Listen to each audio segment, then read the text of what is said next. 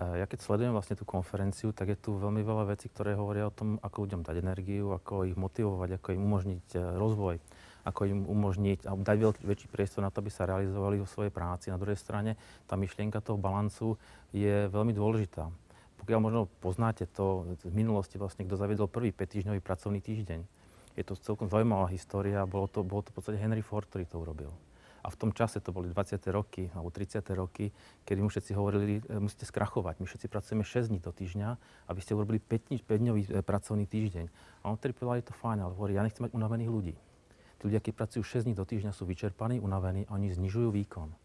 Je to niečo podobné, ako sa snažíme urobiť u nás vo firme. My sa snažíme pracovať 8,5 hodín, jednoducho snažíme sa to urobiť tak, aby tá spoločnosť, aby tí ľudia mali vyhradený čas na prácu a mali čas na oddych, na ostatné aktivity.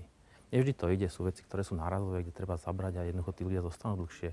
Ale tým, že tá firma je riadená týmto spôsobom a tá myšlienka za tým riadením je, tak tí ľudia sú v ďaleko väčšej pohode, inak povedané sú schopní väčšej koncentrácie na prácu.